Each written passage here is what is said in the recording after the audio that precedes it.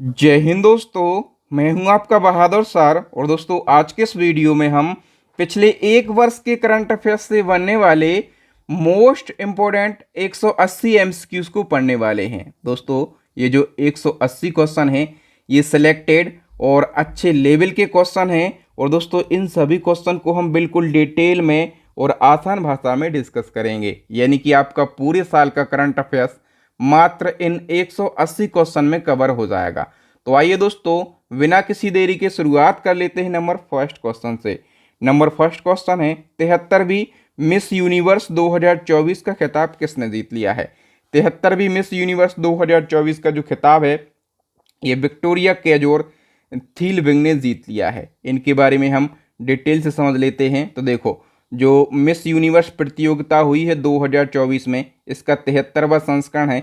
इसका आयोजन किया गया अमेरिका के मैक्सिको में और 73वीं मिस यूनिवर्स का खिताब जीता है विक्टोरिया केजोर थीलबिंग ने। ये किस देश की हैं? ये डेनमार्क देश की हैं। और इस प्रतियोगिता में भारत की तरफ से भाग लिया रिया सिंघा ने। ठीक है, इससे पहले 2023 में जो 72वीं मिस यूनिवर्स बनी थी उनका नाम था सैनिस पलासियोस। ये निकारागुआ देश की थी। ठीक है, नंबर सेकंड क्वेश्चन है, हाल ही में लॉन्च हुई पुस्तक Bharat @100 envisioning tomorrow's economic power house के लेखक कौन है। दोस्तों, बुक का केवल आपको टाइटल याद रखना है, भारत @100। और ये जो पुस्तक है ये लिखी गई है के सुब्रमण्यम के द्वारा। इस पुस्तक के बारे में दो तीन फैक्ट हम जान लेते हैं। दोस्तों, ये जो पुस्तक है इस पुस्तक का विमोचन किया है केंद्रीय मंत्री पीयूष गोयल ने। इस पुस्तक के लेखक हैं के सुब्रमण्यम। कौन है ये?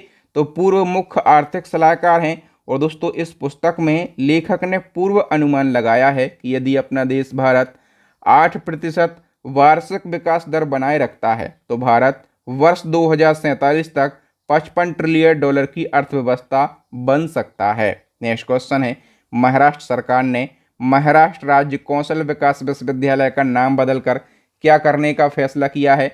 तो जो महाराष्ट्र राज्य कौशल विकास विश्वविद्यालय है इसका नया नाम रतन टाटा महाराष्ट्र राज्य कौशल विकास विश्वविद्यालय हो जाएगा। यानी कि इस यूनिवर्सिटी के आगे केवल रतन टाटा शब्द जुड़ जाएगा। रतन टाटा जी को सम्मान देने के लिए अभी महाराष्ट्र की सरकार ने कई सारे फैसले किए हैं। ठीक है, एक तो जो रतन टाटा जी हैं, ठीक है, हमारे देश की महान विभूति थे और प्रसिद्ध उद्योगपति थे। अभी इनका निधन हो गया है, तो इनको महाराष्ट्र की सरकार ने भारत रत्न देने के प्रस्ताव को पारित किया है। दूसरा, जो महाराष्ट्र राज्य कौशल विकास विश्वविद्यालय है इसका नाम बदलकर रतन टाटा जी के नाम पर रखा गया।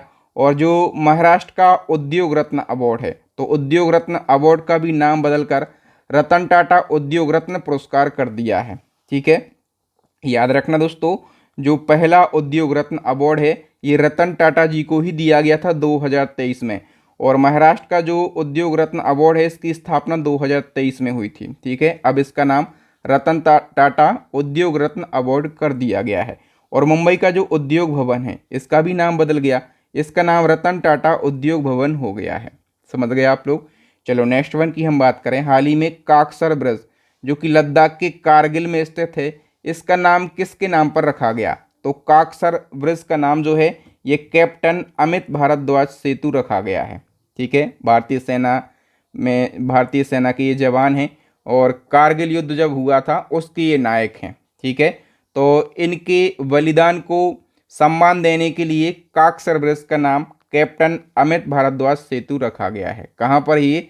तो ये लद्दाख में है। बताइए, सुप्रीम कोर्ट ने न्याय की देवी वाली प्रतिमा में क्या बदलाव किया है। तो जो न्याय की देवी वाली प्रतिमा है इसमें सुप्रीम कोर्ट ने बहुत बड़े बदलाव किए हैं। एक तो जो इस प्रतिमा में जो आंखों पर पट्टी बंधी होती थी, ठीक है, तो अब पट्टी हटा दी है। ठीक है, एक बदलाव किया है। दूसरा, जो हाथ में तलवार होती थी, ठीक है, तो हाथ में अब तलवार नहीं है, तलवार की जगह पर संविधान की किताब थमा दी गई है। ठीक है, तो ये दो बड़े बदलाव यहाँ पर हमें देखने के लिए मिलते हैं जो न्याय की देवी वाली प्रतिमा है। बाकी तराजू जो था, ठीक है, वो अभी भी है क्योंकि तराजू न्याय का प्रतीक है। कानून हमेशा दोनों पक्षों को समान तरीके से देखता है। ठीक है, पट्टी इसलिए हटाई गई है क्योंकि सरकार का ऐसा मानना है कि जो कानून है वो अंधा नहीं है, सभी को सभी को समान दृष्टि से देख सकता है। ठीक है, नेक्स्ट क्वेश्चन है, बुकर पुरस्कार 2024 सामंता हार्वे को दिया गया है। आपको बताना है जो सामंता हार्वे हैं इनका संबंध किस देश से है। सामंता हार्वे की हम बात करें दोस्तों, इनका संबंध है ब्रिटेन से। सी ऑप्शन करेक्ट हो जाएगा। महत्वपूर्ण होता है बुकर पुरस्कार, तो याद रखना बुकर पुरस्कार 2024 सामंता हार्वे को और इनके उपन्यास आर्बिटल के लिए दिया गया है। कई बार सीधा उपन्यास पूछ लेता है। और इनका संबंध ब्रिटेन देश से है। 2023 का बुकर पुरस्कार पॉल लिंच को दिया गया था। इनके उपन्यास पैगंबर सॉन्ग के लिए दिया गया था और ये आयरलैंड के हैं। बुकर पुरस्कार साहित्य के क्षेत्र में दिया जाने वाला एक प्रतिष्ठित सम्मान है और इसकी स्थापना 1969 में यूके में करी गई थी। देखो, ये तो हमने पढ़ा है बुकर पुरस्कार। इसी प्रकार का एक होता है अंतर्राष्ट्रीय बुकर पुरस्कार। तो अंतर्राष्ट्रीय बुकर पुरस्कार भी महत्वपूर्ण होता है। अंतर्राष्ट्रीय बुकर पुरस्कार 2024 दिया गया है जेनी एरपेनबेक के लिए, ठीक है। और इनकी पुस्तक कैरोस के लिए इनको ये सम्मान दिया गया है। 2023 का अंतर्राष्ट्रीय बुकर पुरस्कार बुल्गारिया की लेखक जॉर्जी गोस्पिनोव के लिए दिया गया था। इनके उपन्यास टाइम शेल्टर के लिए। ये जो अंतर्राष्ट्रीय बुकर पुरस्कार इसकी स्थापना 2005 में, ये भी साहित्य के क्षेत्र का एक बहुत बड़ा सम्मान है। समझ गए आप लोग। नेक्स्ट क्वेश्चन है 76वें गणतंत्र दिवस 2025 पर किस देश के राष्ट्रपति भारत के मुख्य अतिथि होंगे। तो दोस्तों 76वां गणतंत्र दिवस यानी कि 26 जनवरी 2025 पर जो भारत के मुख्य अतिथि हैं वो होंगे इंडोनेशिया के राष्ट्रपति, ठीक है। तो इंडोनेशिया के राष्ट्रपति का नाम क्या है?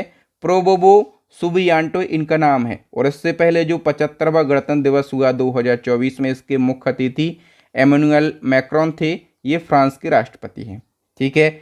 नेक्स्ट क्वेश्चन की बात करें, बताओ 16वें ब्रिक्स शिखर सम्मेलन 2024 की मेजबानी किस देश ने करी है। तो दोस्तों 2024 का जो ब्रिक्स समिट हुआ है इसकी मेजबानी रसिया देश के द्वारा करी गई है। महत्वपूर्ण क्वेश्चन है, याद रखना।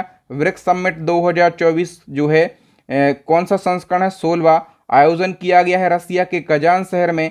भारत की तरफ से शामिल हुए पीएम नरेंद्र मोदी जी। और इससे पहले जो 15वां ब्रिक्स समिट है ये 2023 में साउथ अफ्रीका में हुआ था। ब्रिक्स संगठन की बात करें तो इसकी स्थापना 2006 में हुई थी। चाइना के शंघाई में इसका हेडक्वार्टर है। जब इसकी स्थापना हुई थी उस समय इसमें 4 सदस्य देश थे और तब इसको ब्रिक के नाम से जाना जाता था, ठीक है। फिर इसमें 2010 में साउथ अफ्रीका भी ऐड हो गया, ठीक है। तो इसको क्या कहा जाने लगा? ब्रिक्स कहा जाने लगा। ब्रिक्स जो है ये दुनिया की अग्रणी उभरती हुई अर्थव्यवस्थाओं का एक ग्रुप है। इसमें 5 देश तो पहले से शामिल थे, ठीक है। ब्राज़ील, रसिया, इंडिया, चाइना और साउथ अफ्रीका। देखो, ब्राज़ील, रसिया, इंडिया, चाइना और साउथ अफ्रीका, तो ये ब्रिक्स बन गया, ठीक है। 5 नए सदस्य देशों ने और सहमति दे दी है इसमें शामिल होने की, लेकिन अभी सऊदी अरब की जो कंफर्मेशन है वो पेंडिंग है। यूएई, मिस्र, इथोपिया और ईरान, इन 4 ने तो सहमति दे दी है, तो 9 सदस्य देश हो गए हैं। यदि सऊदी अरब भी दे देता है तो 10 सदस्य देश हो जाएंगे, लेकिन वर्तमान में अभी 9 हैं, याद रखना। नेक्स्ट क्वेश्चन है संयुक्त राज्य अमेरिका के नए राष्ट्रपति कौन बने हैं। अमेरिका के अंदर अभी चुनाव हुआ है, ठीक है। और जो डोनाल्ड ट्रंप हैं ये अमेरिका के 47वें नंबर के राष्ट्रपति बन गए हैं और इनने स्थान लिया है जो बाइडेन का, ठीक है। और डोनाल्ड ट्रंप की बात करें, इनने भारतीय मूल की कमला हैरिस को हराया है। समझ गए। इसी क्रम में आपसे क्वेश्चन पूछा जाएगा कि अमेरिका के नए उपराष्ट्रपति कौन बने हैं। तो उपराष्ट्रपति भी बन गए हैं अमेरिका के। इनका नाम क्या है? जेडी वेंस इनका नाम है। डी ऑप्शन करेक्ट हो जाएगा। बताओ एशियाई ओलंपिक परिषद के पहले भारतीय अध्यक्ष कौन बने हैं। करेक्ट आंसर हो जाएगा रणधीर सिंह जो हैं एशियाई ओलंपिक परिषद के पहले भारतीय अध्यक्ष बने हैं। दुनिया का सबसे ऊंचा रेलवे पुल कहां पर बनकर तैयार हुआ है। दुनिया का सबसे ऊंचा रेलवे पुल है और ये जम्मू कश्मीर में बनकर तैयार हुआ है। डिटेल की बात करें तो दुनिया का सबसे ऊंचा रेलवे पुल ये जम्मू कश्मीर के रामबन में बनकर तैयार हुआ है। इसका जो फर्स्ट ट्रायल है ये कंप्लीट हो गया है। इस ब्रिज का नाम चिनाब रेलवे ब्रिज रखा गया है। ये जो ब्रिज है ये चिनाब नदी पर बना है। इसकी हाइट है 359 मीटर, ठीक है।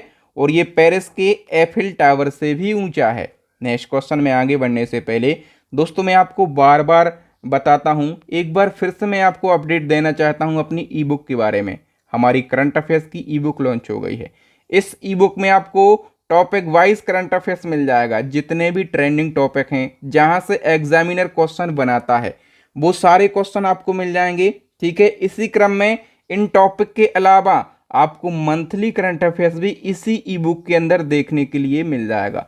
तो 60 से ज़्यादा टॉपिक और 5000 से ज़्यादा एमसीक्यू यदि आपको पढ़ना है बिल्कुल डिटेल में, जैसे हम वीडियो में कंटेंट को बनाते हैं उसी प्रकार से। ठीक है, तो हमारी करंट अफेयर्स की ई बुक को आप जरूर परचेस कीजिएगा। इसी क्रम में हमारी स्टैटिक जीके की रामबाण ई बुक लॉन्च हो गई है, साइंस की ई बुक भी लॉन्च हो गई है, और इन सभी ई बुक का लिंक आपको वीडियो के डिस्क्रिप्शन बॉक्स में मिल जाएगा। तो अपनी स्टडी को मजबूत बनाने के लिए, एग्जाम में सिलेक्शन लेने के लिए इन ई बुक्स की आप जरूर हेल्प लीजिएगा। नेक्स्ट क्वेश्चन है, विश्व की सबसे ऊंची सुरंग सिंकुल्ला सुरंग का निर्माण कहाँ किया जा रहा है? तो विश्व की सबसे ऊंची सुरंग का नाम क्या है? सिंकुल्ला सुरंग, और इसका निर्माण किया जा रहा है लद्दाख के अंदर। ठीक है, हम डिटेल से समझेंगे।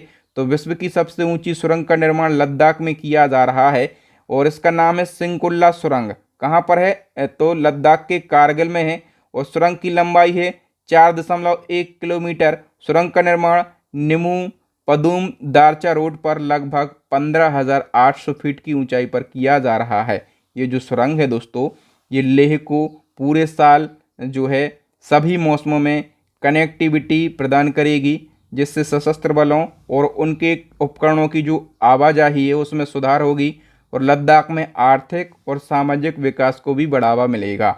नेक्स्ट क्वेश्चन है, भारतीय विमानपत्तन प्राधिकरण यानी कि एएआई के नए अध्यक्ष कौन बने हैं? तो दोस्तों एयरपोर्ट अथॉरिटी ऑफ इंडिया के नए अध्यक्ष बन गए हैं विपिन कुमार। ठीक है, इसकी स्थापना कब हुई थी? 1995 में। हेडक्वार्टर है न्यू दिल्ली के अंदर। नेक्स्ट है, किस राज्य के थाने गांव में देश के पहले लेखक गांव का लोकार्पण किया गया? देश के पहले लेखक गांव का लोकार्पण जो है ये थाने गांव में किया गया है, और ये जो थाने गांव है ये उत्तराखंड राज्य का एक गांव है।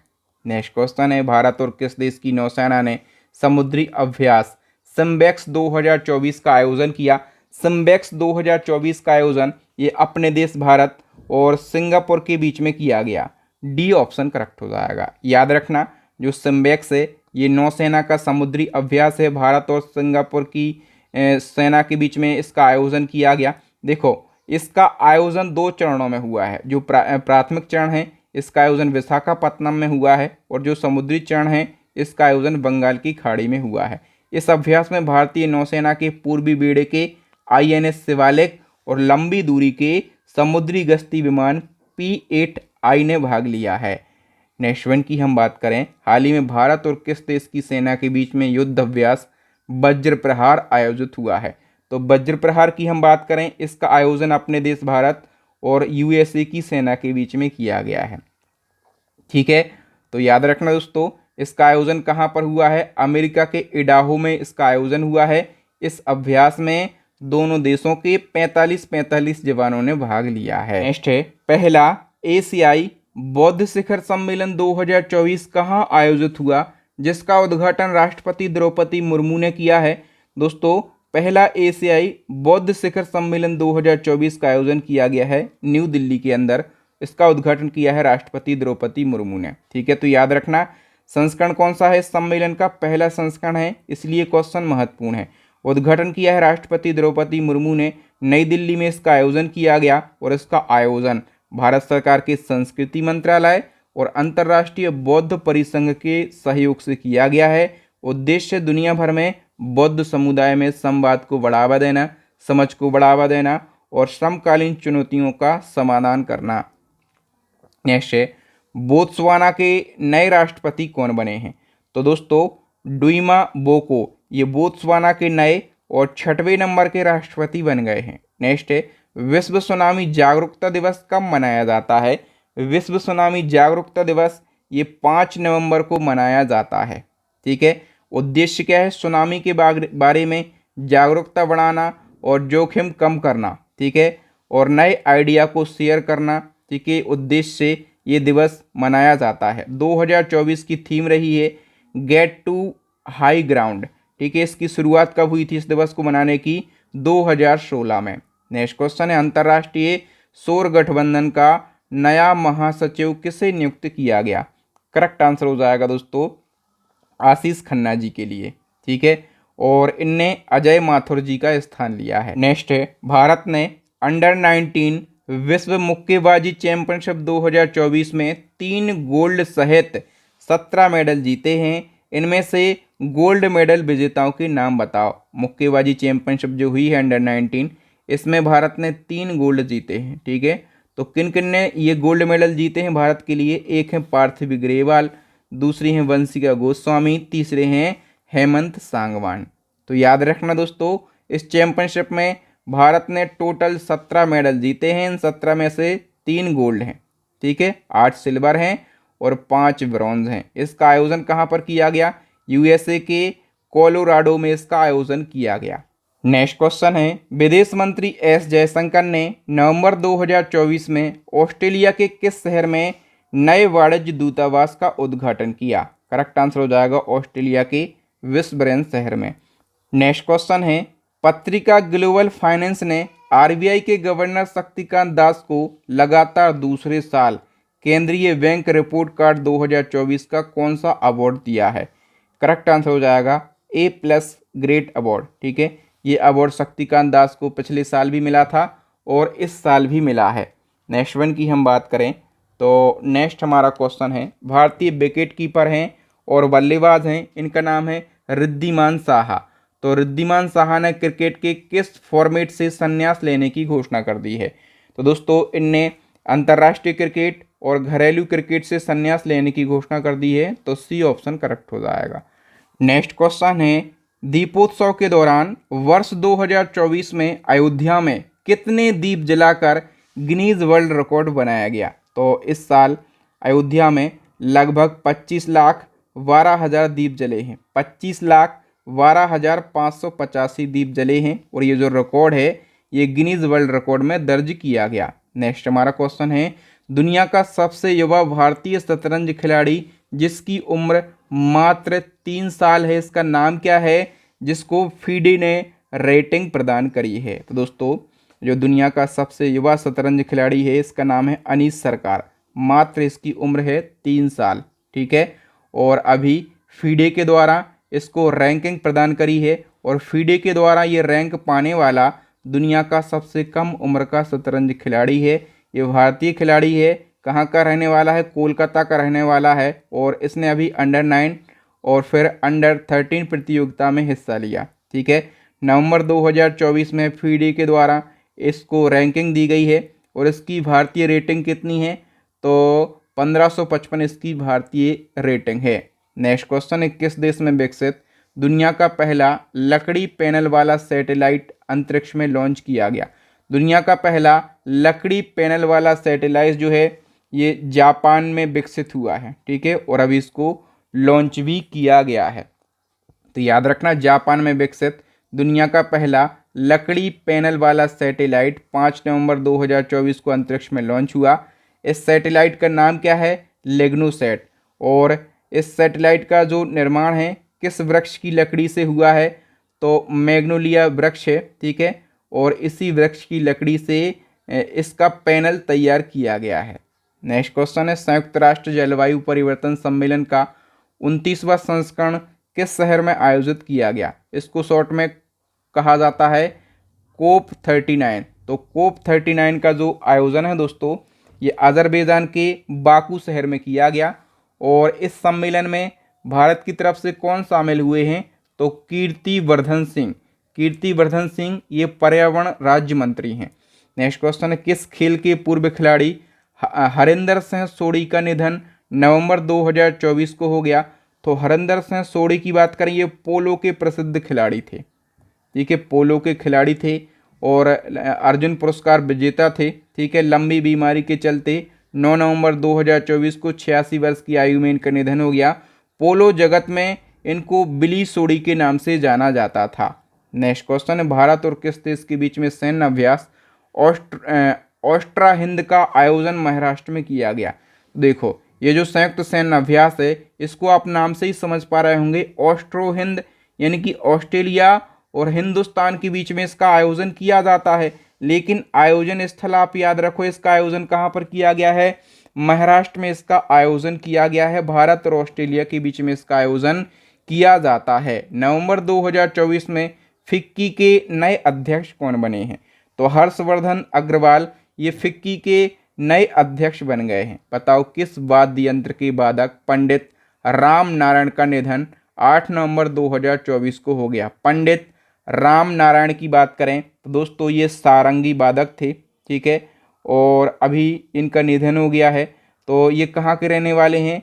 ये राजस्थान के उदयपुर के रहने वाले हैं, याद रखना। नेक्स्ट क्वेश्चन है एडेलगेब हुरन इंडिया परोपकार सूची 2024 में सबसे अधिक दान करने वाले व्यक्ति कौन है? ये महत्वपूर्ण क्वेश्चन है, ये क्वेश्चन पूछा जाता है। तो दोस्तों 2024 में ये जो सूची जारी की गई है, इस सूची में सबसे दान करने वाले व्यक्ति का नाम है शिवनादर, ठीक है। और हम डिटेल से समझ लेते हैं दोस्तों। ये जो एडेलगेब हुरन इंडिया परोपकार सूची है, ये भारत के शीर्ष परोपकारियों की वार्षिक रैंकिंग है, जो उनके दान के आधार पर तैयार की जाती है कि किसने कितनी संपत्ति दान करी है, ठीक है। तो शिवनादर इसमें टॉप पर हैं, ठीक है। इनने पिछले एक साल में 2153 करोड़ की संपत्ति दान करी है। दूसरे नंबर पर मुकेश अंबानी है, तीसरे नंबर पर बजाज परिवार है, चौथे नंबर पर कुमार मंगलम बिरला और परिवार है, पांचवें नंबर पर गौतम अडानी और उनका परिवार है, ठीक है। तो ये टॉप 5 दानकर्ताओं को हमने पढ़ लिया। नेक्स्ट क्वेश्चन है हाल ही में केंद्रीय बंदरगाह जहाज रानी और जलमार्ग मंत्रालय के ब्रांड एम्बेसडर के रूप में किसे नियुक्त किया गया? करेक्ट आंसर हो जाएगा दोस्तों मनु भाकर के लिए नियुक्त किया गया है, ठीक है। तो याद रखना मनु भाकर कहाँ की हैं? ये हरियाणा के झज्जर जिले की हैं, निशानेबाज हैं ये, और ये ISSF वर्ल्ड कप में पदक जीतने वाली सबसे कम उम्र की भारतीय निशानेबाज हैं, और ये ओलंपिक के इतिहास में एक ही संस्करण में 2 पदक जीतने वाली पहली भारतीय एथलीट भी बनी हैं। अभी पेरिस ओलंपिक जब हुआ तो इसी संस्करण में इनने 2 ब्रॉन्ज मेडल जीते। और केंद्रीय बंदरगाह जहाज रानी और जलमार्ग मंत्री कौन है? सर्बानंद सोनोवाल। और इस मंत्रालय का जो ब्रांड एम्बेसडर है ये मनु भाकर के लिए बनाया गया है। बताइए स्वास्थ्य एवं परिवार कल्याण मंत्रालय ने किस खिलाड़ी को तंबाकू नियंत्रण के लिए ब्रांड एम्बेसडर बनाया? तो तंबाकू नियंत्रण के लिए जो ब्रांड एम्बेसडर है ये स्टार बैडमिंटन खिलाड़ी PV सिंधु के लिए बनाया गया है। नेक्स्ट क्वेश्चन है स्पेस इंडिया के ब्रांड एम्बेसडर के रूप में किसे नियुक्त किया गया? करेक्ट आंसर हो जाएगा दोस्तों बॉलीवुड की प्रसिद्ध अभिनेत्री संजना सांगी के लिए। बताओ मई 2024 में यूनिसेफ इंडिया ने किसे अपना ब्रांड एम्बेसडर बनाया है? करेक्ट आंसर हो जाएगा अभिनेत्री करीना कपूर खान के लिए। बताओ हाल ही में भारतीय निर्वाचन आयोग ने किसे दिव्यांगजनों के लिए राष्ट्रीय आइकन घोषित किया है?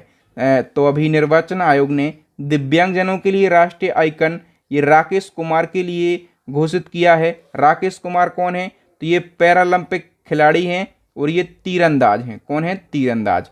नेक्स्ट क्वेश्चन है वैश्विक सौंदर्य ब्रांड है लोरियल पेरिस। तो लोरियल पेरिस ने किसे अपना नया वैश्विक ब्रांड एम्बेसडर नियुक्त किया है? अभिनेत्री आलिया भट्ट के लिए। बी ऑप्शन करेक्ट हो जाएगा। अभी एक लग्जरी फैशन ब्रांड है गुच्ची। तो गुच्ची ने किसे भारत से अपना पहला ग्लोबल ब्रांड एम्बेसडर नियुक्त किया? करेक्ट आंसर हो जाएगा अभिनेत्री आलिया भट्ट के लिए। नेक्स्ट है हाल ही में भारतीय साइबर अपराध समन्वय केंद्र के राष्ट्रीय ब्रांड एम्बेसडर कौन बने हैं? करेक्ट आंसर हो जाएगा रश्मिका मंदाना। ये भी एक्ट्रेस हैं, ठीक है। बताइए दोस्तों अभी किस क्रिकेटर को प्यूमा इंडिया ने अपना ब्रांड एम्बेसडर नियुक्त किया? तो प्यूमा इंडिया ने अपना ब्रांड एम्बेसडर रेयान पराग और नितेश कुमार रेड्डी के लिए नियुक्त किया है। बताइए ग्रीन डे के बेहतर पोषण ब्रांड के ब्रांड एम्बेसडर कौन बने हैं? करेक्ट आंसर हो जाएगा दोस्तों PV Sindhu. B option correct हो जाएगा। इसी क्रम में अभी वेलनेस ब्रांड है हूप। तो हूप की ब्रांड एम्बेसडर भी कौन बन गई हैं? PV सिंधु बन गई हैं। नेक्स्ट वन की बात करें पेय पदार्थ है बिसलरी लिमोनाटा। तो बिसलरी लिमोनाटा के जो ब्रांड एम्बेसडर हैं ये बन गए हैं आदित्य राय कपूर। कौन है ये? भारतीय अभिनेता हैं। नेक्स्ट है इंग्लिश चैनल को अकेले तैरकर पार करने वाले सबसे उम्रदराज भारतीय कौन बने हैं? करेक्ट आंसर हो जाएगा दोस्तों ये बन गए हैं सिद्धार्थ अग्रवाल, ठीक है। तो 49 वर्ष के हैं सिद्धार्थ अग्रवाल और ये इंग्लिश चैनल को अकेले तैरकर पार करने वाले सबसे उम्रदराज भारतीय बन गए हैं। कितना समय लगा? 15 घंटे 6 मिनट का। और इंग्लिश चैनल क्या है? तो ये अटलांटिक महासागर का एक हिस्सा है। ठीक है। नेक्स्ट हमारा क्वेश्चन है, अंतर्राष्ट्रीय अंतरिक्ष स्टेशन के नए कमांडर कौन नियुक्त हुए हैं? तो दोस्तों करेक्ट आंसर हो जाएगा सुनीता विलियम्स। ठीक है, सुनीता विलियम्स याद रखना, अभी ये अंतर्राष्ट्रीय अंतरिक्ष स्टेशन की नई कमांडर बनी है। ठीक है, तो जो सुनीता विलियम्स हैं ये भारतीय मूल की हैं और नासा की अंतरिक्ष यात्री हैं। नेक्स्ट है, हाल ही में बिहार की प्रसिद्ध लोक गायिका शारदा सिन्हा का निधन हो गया है। इन्हें किस वर्ष पद्म भूषण पुरस्कार से सम्मानित किया गया था?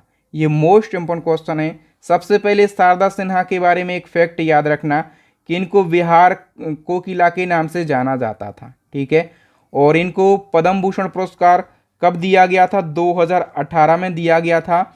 और याद रखना ये छठ पूजा के गीतों के लिए काफ़ी ज़्यादा प्रसिद्ध थी। हाल ही में प्रसिद्ध उद्योगपति रतन टाटा जी का लंबी बीमारी के चलते निधन हो गया है। आपको बताना है कि इनको किस वर्ष पद्म विभूषण पुरस्कार से सम्मानित किया गया था। तो रतन टाटा जी हमारे देश की एक महान विभूति और बहुत बड़े उद्योगपति थे। इनका अभी निधन हो गया है, तो इनको पद्म विभूषण दिया गया था 2008 में। अब रतन जी टाटा से एक क्वेश्चन तो डन मानो आपके एग्जाम में पूछा जाएगा। ये हमारे देश के मशहूर उद्योगपति थे। 9 अक्टूबर 2024 को लंबी बीमारी के चलते 86 वर्ष की आयु में मुंबई के ब्रीच कैंडी अस्पताल में इनका निधन हो गया। रतन टाटा जी जो टाटा ग्रुप के संस्थापक हैं, जमशेदजी टाटा इनके परपोते थे और ये टाटा ग्रुप के चेयरमैन भी रह चुके हैं 1990 से 2012 तक। इनको पद्म विभूषण दिया गया 2008 में और पद्म भूषण दिया गया 2000 में और इनका जन्म हुआ था 1937 में। ठीक है, नेक्स्ट क्वेश्चन है दोस्तों, टाटा ट्रस्ट का नया अध्यक्ष किसे नियुक्त किया गया? तो रतन टाटा जी के निधन के बाद जो इनके सौतेले भाई हैं नोएल टाटा, इनको टाटा ट्रस्ट का अध्यक्ष नियुक्त किया गया है। भारत के 91वें नंबर के मुख्य न्यायाधीश जो हैं ये संजीव खन्ना जी बने हैं। 50वें नंबर के कौन थे? DY चंद्रचूड़ थे। ठीक है, जम्मू कश्मीर के पहले मुख्यमंत्री कौन बने हैं? दोस्तों उमर अब्दुल्ला ये जम्मू कश्मीर के पहले मुख्यमंत्री बनाए गए हैं। ठीक है, हाल ही में राष्ट्रीय महिला आयोग की नई अध्यक्ष कौन बनी है? विजया किशोर रहातकर राष्ट्रीय महिला आयोग की नई अध्यक्ष बनी हैं और इन्होंने रेखा शर्मा का स्थान लिया है। बताओ भारतीय वाणिज्य मंडल के नए अध्यक्ष के रूप में किसे नियुक्त किया गया?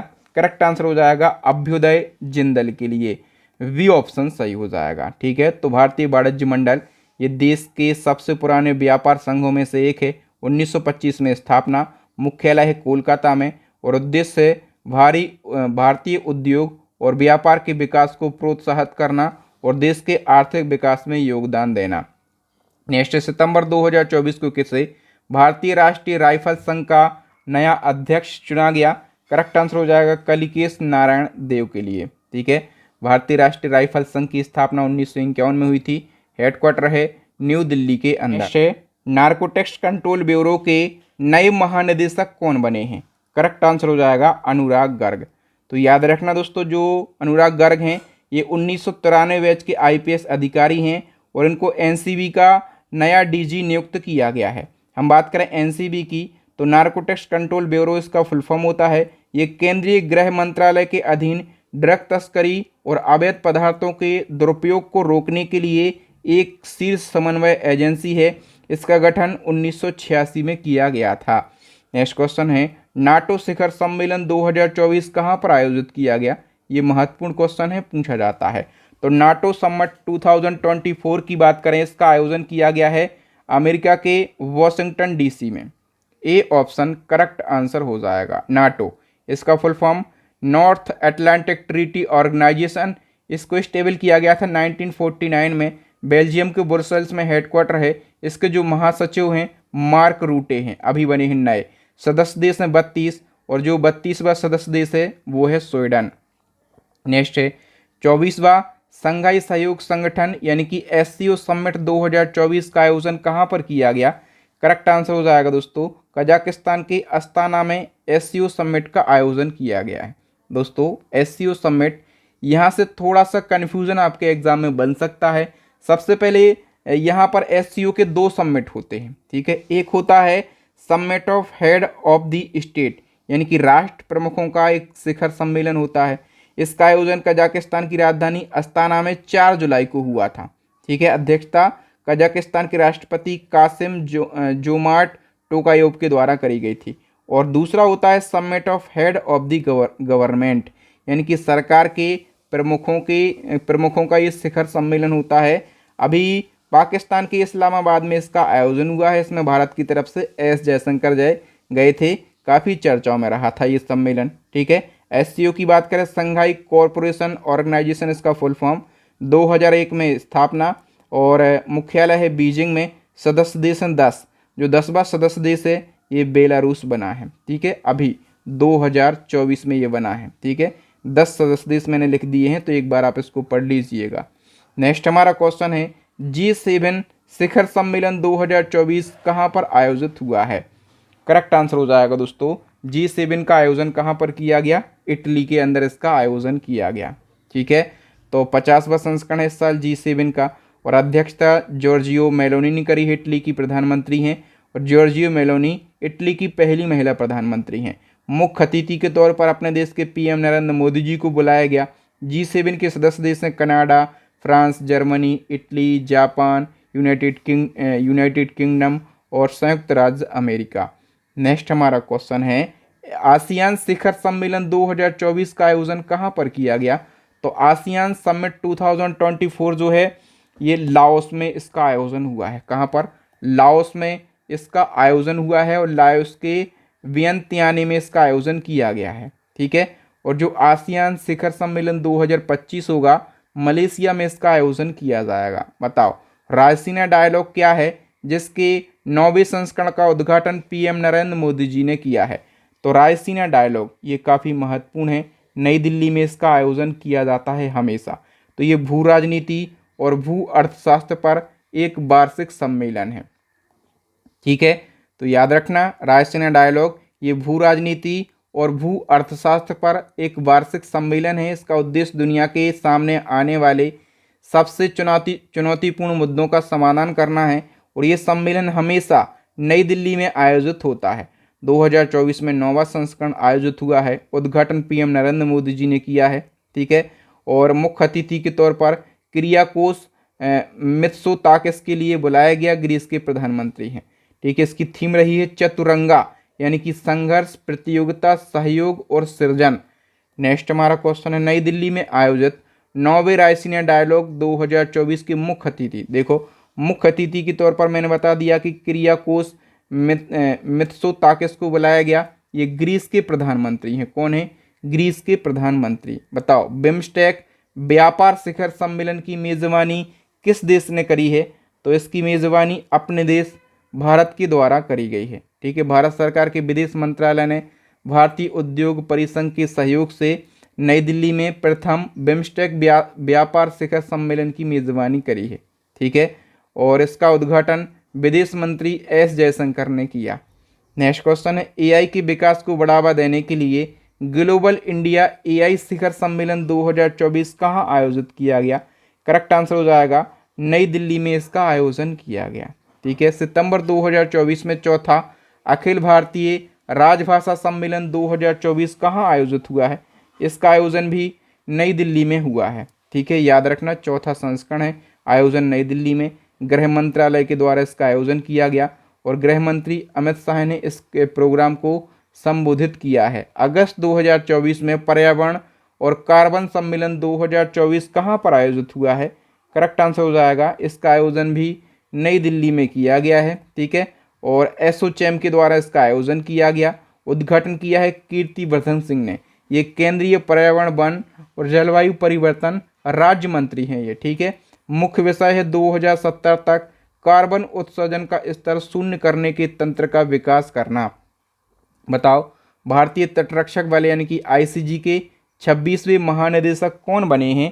करेक्ट आंसर हो जाएगा परमेश शिवमणि जो हैं ये आईसीजी के 26वें नंबर के डीजी बने हैं, ठीक है। तो याद रखना। और जो 25वें नंबर के महानिदेशक थे आईसीजी के राकेश पाल, तो इनका 8 अगस्त 2024 को निधन हो गया था। ठीक है, तो ऐसा भी क्वेश्चन बन सकता है कि अभी राकेश पाल का निधन हुआ, ये कौन थे? तो ये आईसीजी के 25वें नंबर के महानिदेशक थे, 26वें नंबर के बन गए हैं परमेश शिवमणि। आईसीजी हेडक्वार्टर नई दिल्ली में 1977 में स्थापना, आदर्श वाक्य वयम रक्षाम। नेक्स्ट हमारा क्वेश्चन है, सशस्त्र बल चिकित्सा सेवा की पहली महिला महानिदेशक कौन बनी है? करेक्ट आंसर हो जाएगा ऑप्शन बी, आरती सरीन। भारतीय मूल के रवि आहूजा को किस कंपनी का अगला सीईओ नियुक्त किया गया? तो रवि आहूजा जो हैं भारतीय मूल के हैं और ये सोनी पिक्चर्स एंटरटेनमेंट के सीईओ बने हैं। नेक्स्ट क्वेश्चन है, नाटो के नए महासचिव के बारे में हम पढ़ चुके हैं, कौन बने हैं? मार्क रूटे जो हैं नाटो के नए महासचिव बने हैं। ठीक है, महिला T20 वर्ल्ड कप 2024 का खिताब किसने जीता? तो करेक्ट आंसर हो जाएगा दोस्तों न्यूजीलैंड ने महिला T20 वर्ल्ड कप 2024 का खिताब जीत लिया है साउथ अफ्रीका को 32 रन से हराकर। ठीक है, और जो महिला T20 वर्ल्ड कप इसका आयोजन किया गया संयुक्त अरब अमीरात में, जीता है न्यूजीलैंड ने, उपविजेता रहा है साउथ अफ्रीका, 9वां संस्करण है। फाइनल का player of the match Amelia Kerr को दिया गया और प्लेयर ऑफ द टूर्नामेंट ये भी अमेलिया केर को दिया गया। नेक्स्ट क्वेश्चन इसी क्रम में, आईसीसी पुरुष T20 वर्ल्ड कप की बात करें, महिलाओं का देख लिया, पुरुषों की बात करें तो पुरुषों वाला अपने देश भारत ने जीता और भारत ने हराया साउथ अफ्रीका को 7 रन से हराया। ठीक है, तो याद रखना जीता है भारत ने रोहित शर्मा की कप्तानी में, साउथ अफ्रीका उपविजेता एडन मार्करम की कप्तानी में, ये भी 9वां संस्करण है। 2 देशों में इसका आयोजन किया गया, एक यूएसए, दूसरा West Indies. Player of the tournament Jasprit Bumrah और फाइनल का player of the match Virat Kohli. सबसे ज़्यादा रन बनाए हैं रहमुन्नलाह गुरबाज ने 281, ये अफगानिस्तान के रहने वाले हैं। बताओ 9वें महिला T20 एशिया कप 2024 का खिताब किसने जीता? तो अब महिला T20 एशिया कप की बात करें तो ये खिताब जो है ये श्रीलंका ने जीता है। किसने जीता है? श्रीलंका ने। ठीक है, और भारत की महिला टीम इसमें उपविजेता रही है और player of the match Harshitha Samarawickrama, सबसे ज़्यादा रन चमारी अत्थापत्तू, सबसे ज़्यादा विकेट दीप्ति शर्मा ने लिए हैं। बताओ 61वां ईरानी कप 2024-25 का खिताब किसने जीता है? करेक्ट आंसर हो जाएगा ये जो ईरानी कप का खिताब है ये मुंबई ने जीत लिया है। ठीक है, याद रखना 61वां संस्करण है, मुंबई विजेता है, शेष भारत जो है उपविजेता है और प्लेयर ऑफ द मैच ये सरफराज खान के लिए बनाया गया है। नेक्स्ट है फुटबॉल का टूर्नामेंट है डूरंड कप 2024। तो डूरंड कप 2024 का खिताब north east United football club ने जीत लिया है। ठीक है, डूरंड कप एशिया और भारत का सबसे पुराना फुटबॉल टूर्नामेंट है। 1888 में इसकी शुरुआत हुई थी, 133वां संस्करण है। आयोजन कहाँ पर किया गया? तो असम राज्य में, झारखंड राज्य में, ठीक है, और मेघालय, 3 राज्यों में इसका आयोजन किया गया। जीता है north east United football club ने, उपविजेता रहा है मोहन बागान सुपर जॉइंट। ठीक है, बस इतना आपको याद रखना है। नेक्स्ट है फेमिना मिस इंडिया 2024 का खिताब किसने जीता? करेक्ट आंसर हो जाएगा दोस्तों निकिता पोरवाल ने मिस इंडिया 2024 का खिताब जीत लिया है। निकिता पोरवाल ये उज्जैन की रहने वाली हैं। ठीक है, और जो मिस वर्ल्ड प्रतियोगिता होने वाली है अब इसमें निकिता पोरवाल भारत का प्रतिनिधित्व करेंगी। नेक्स्ट क्वेश्चन है मिस इंडिया वर्ल्ड वाइड 2024 का टाइटल किसने जीता है? करेक्ट आंसर हो जाएगा ध्रुवी पटेल ने ये टाइटल जीत लिया है। ठीक है, तो ध्रुवी पटेल संयुक्त राज्य अमेरिका की भारतीय मूल की छात्रा हैं। और दोस्तों ये जो सुंदरीय प्रतियोगिता है इसका आयोजन न्यूयॉर्क स्थित इंडिया फेस्टिवल के द्वारा किया जाता है और ये जो प्रतियोगिता है भारत के बाहर सबसे लंबे समय तक चलने वाली भारतीय प्रतियोगिता है। बताओ यूपीएस यानी कि यूनिफाइड पेंशन स्कीम लागू करने वाला देश का पहला राज्य कौन सा बना है? करेक्ट आंसर हो जाएगा ऑप्शन सी महाराष्ट्र। ये भी महत्वपूर्ण क्वेश्चन है। देखो जो यूपीएस स्कीम है अभी केंद्र सरकार ने इसको लागू किया है, इसके बारे में जान लेते हैं। केंद्रीय मंत्रिमंडल ने अगस्त 2024 में यूपीएस यानी कि यूनिफाइड पेंशन स्कीम को मंजूरी दे दी है। ये जो योजना है ये सरकारी कर्मचारियों को रिटायरमेंट के बाद सुनिश्चित पेंशन प्रदान करने के लिए शुरू करी गई है। ये जो योजना है 1 अप्रैल 2025 से प्रभावी होगी। ये एनपीएस के स्थान पर ये शुरू करी गई है। NPS यानी कि नेशनल पेंशन स्कीम, ठीक है।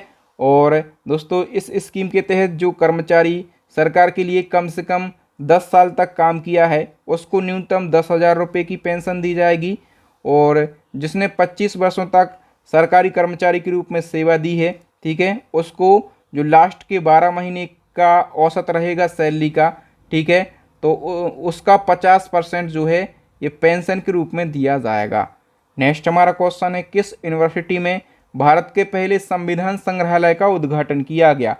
तो करेक्ट आंसर हो जाएगा दोस्तों OP जिंदाल ग्लोबल यूनिवर्सिटी में भारत के पहले संविधान संग्रहालय का उद्घाटन किया गया।